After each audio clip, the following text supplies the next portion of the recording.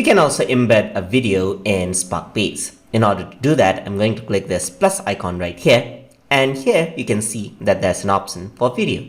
So once I click on this, you can see that I can add in a URL. So I'm going to go over here and I'm going to go on to my app tutorial series. As you can see, this is the URL of my video.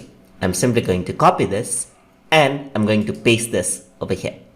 Once I do that and press save, the video will load over here, as you can see. So here is my YouTube tutorial regarding Adobe Draw. What else I can do is also embed the video of Vimeo. As you see over here, you can add in a Vimeo link or even a Spark video.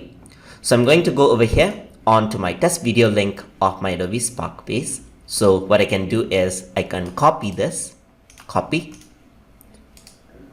paste this, press save, and that will appear over here as well. So you got two videos, as you can see.